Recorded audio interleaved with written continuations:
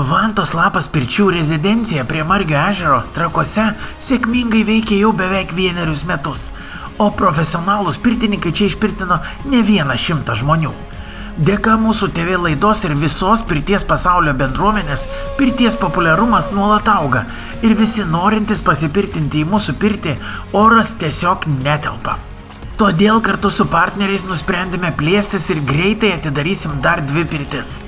Viena iš jų pirtis Žemė, garinėje talpins 12-15 žmonių, o kita pirtis Ugnis apie 35 žmonės. Kad vienu sykiu garinėje galėtų pirtintis tiek daug žmonių, teko gerai pagalvoti, parenkant tinkamą pirties krosnį. Tad dabar ir papasakosime apie Vantos lapas pirčių rezidencijos pirties Ugnis širdį, periodinio kūrenimo krosnį, į kurią sudėjome net 1 toną bazalto. Labas rytas, pirties mylėtojai. Per visą Vantos lapo egzistavimą sulaukdavom daugybę klausimų, prašymų, kur galima pasipirtinti taip, kaip mes rodome savo laidose. Ir nori tikėkit, nori netikėkit, 9 sezonas mums davė gerų rezultatų, mes turime savo Vantos lapo rezidenciją. Ir mes iš tikrųjų dėkingi mūsų partneriams ir galėsime pasiūlyti jums geriausias vietas, kur galima būtų pasipirtinti. Vantos rezidencija tai bus etalonas pirčių, kur jūs galėtumėt pamatyti pirtis, kaip atrodo, išbandyti jas ir kartu pasikviesti savo draugus, artimuosius, taip pat išbandyti gerą lietuvišką pirtį. Kalbant apie pirtį, pirmiausia, aišku, reikia kalbėti apie krosnį. Krosnis yra širdis pirties ir mes su Marium šiandien stovime prie šitos krosnės, nes Marius yra tėvas šitos krosnės. Kaip tu, Marija, jautiesi prie savo eilinio kūdikio atsistojęs? Braukai ranka, bet dar šalta yra. Aš žinai, šalta, bet aš džiaugiuosi aplamai darbu. Man šiaip patinka krosnis, pirties krosnis man patinka. Jos yra ne vieno tipo, yra, kaip visi pratę mąstyti, kad yra vienas tipas ten kažkoks tai, periodinio veikimo. Periodinio veikimo pasirodo yra gal 4-5 tipai skirtingi. Tai vat būtent šitai gariniai būtent pasirinktas viršutinis akmenų kaitinimo principas. Vadinasi, ugnis kyla iki viršaus, iki perdangos ir tada iš viršaus žemyn eina per akmenis.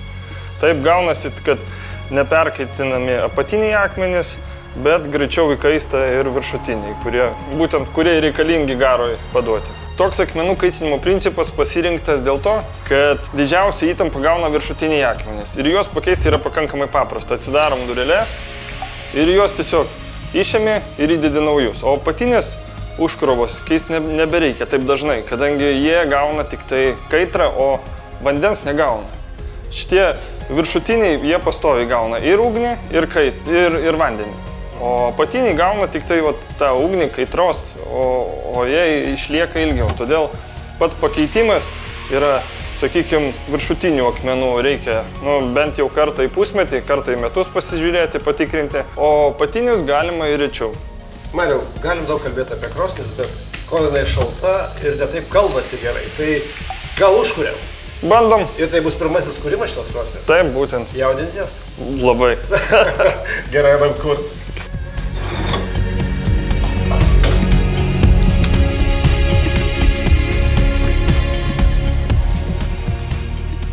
Visą laiką norisi pasišildyti tose šlovės spinduliuose, kaip pirmą kartą užkuriama Vantos lapo rezidencijos didžioji krosnis.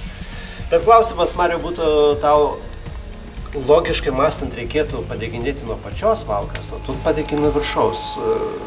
Nelabai supratau, paaiškink. Matai, kai degame iš viršaus, malkos visos iš karto nesistengia uždegti. Iš esmės taip, kad jeigu tu sukrauni didelį laužą ir jį iš apačios uždegi, gaunasi, kad visos malkos viršui smilksta, bet jos nedega. Kai jos smilksta, jos atsiranda daugiau dūmų. Kai daugiau dūmų, užsikiša visai kanalai, visi kaminai ir gali prapulti iš viso trauką netgi. Kai uždegi iš viršaus, lauželį nedidelį, o malkos apačioj sukrautos, gaunasi, kad ugnis po truputį įsidega ir jos po truputį vis daugiau, o dūmų mažai. Jeigu jūs užkūrėte krosnį ir jinai vis dar netraukia arba matosi, kad nenori dūmas eiti į kaminą, vadinasi, reikia paimti laikraščio ir prašildyti kaminą. Prašildyti kaminą galima uždegat laikraštį, pradarot kamino pravalą ir ten jį sudeginat, kad atsirastų trauka.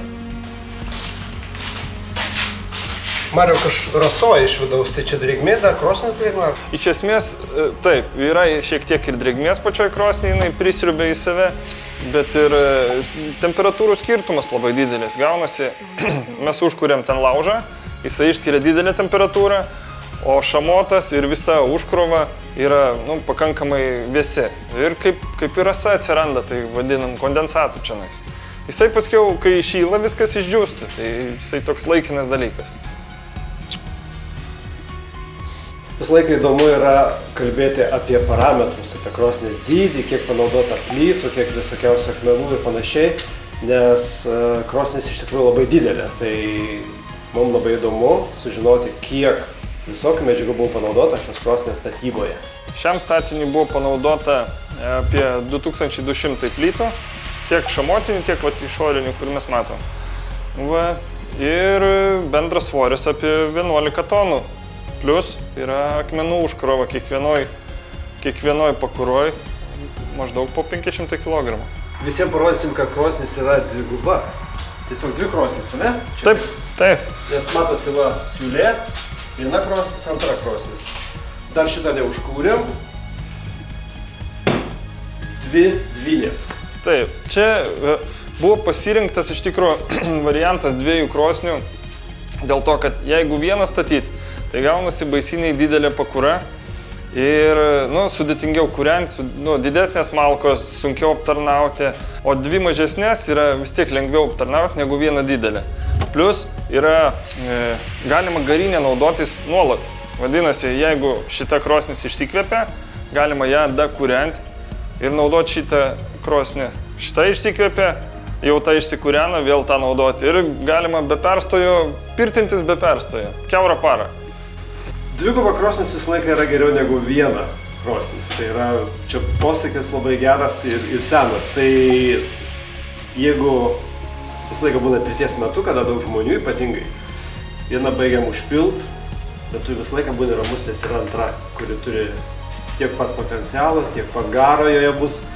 Ir kol ta pailsės, tada šitą galima būtų naudoti, paskui pakeisti visą kitą. Tai jo, posakis toks ir yra. Du geriau negu vienas. Pirmoji pakura jau įkaitusi, todėl galima uždaryti tiesioginę sklendę ir eiti užkurti antrą.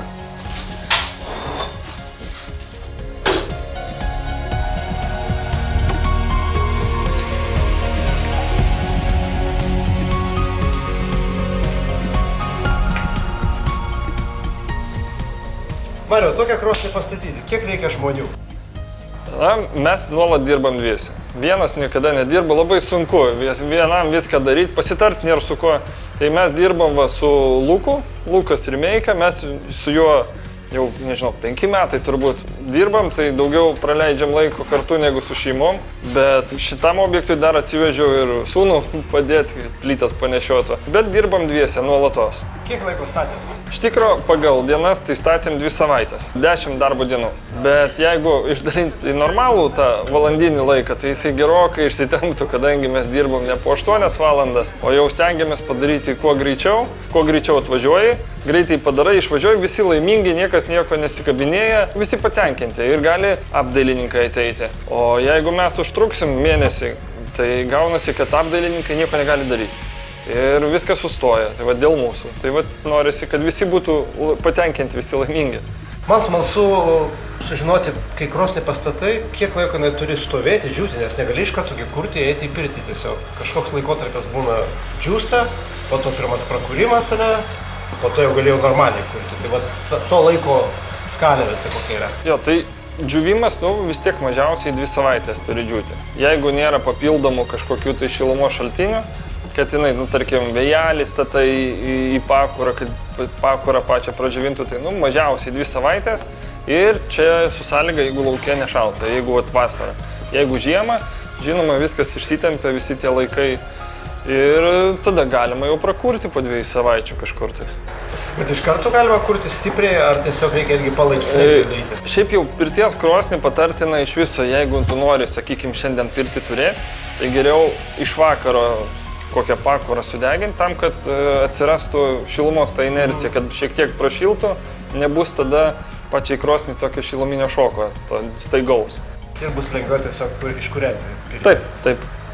O tu žinai, Mariau, kad tarp pirtininkų tokios krosnės vadinama, žinai, kaip Ne. Ferrariais. Nu, labai malonu, aišku. Tiesiog yra palyginimas, sakom, nes yra krosnės, kurios ten nevadinsim kitų automobilių markėmis, bet tiesiog prastesnės, o čia sakom, čia yra Ferraris. Tai va šitoje pirtyje stovės 2 Ferrariai. Taip, Garažas su 2 Ferrariais. taip, būtent. Mariau, aš tau dabar turėčiau pažadėti, kad kai bus jau pirtis paruošta, kai akmenys bus karšti, tave būtinai pakviesime į pirmą pirties seansą. Gerai, būtinai. Su Luku, su savo kompanjonu, kad būtų Su antra pusė. Ir su antra pusė, taip. Jūs turite išbandyti šitą savo ir krosnį, ir pačią pirtį, be abejo, paragauti to fantastiško garo. Tai ką? Būtinai teisim. Pažadu pakvies, o tu pažadėk, kada būsi. Būtinai būsim. Taip, o taip. Pirtininkų ir krosnininkų sąjunga gyvuoja. O Vantos Lapas rezidencijos pirtis Žemė ir ugnis dabar sparčiai įrenginėjamos, tad jau netrukus pakviesime pasipirtinti naujose mūsų pirtise.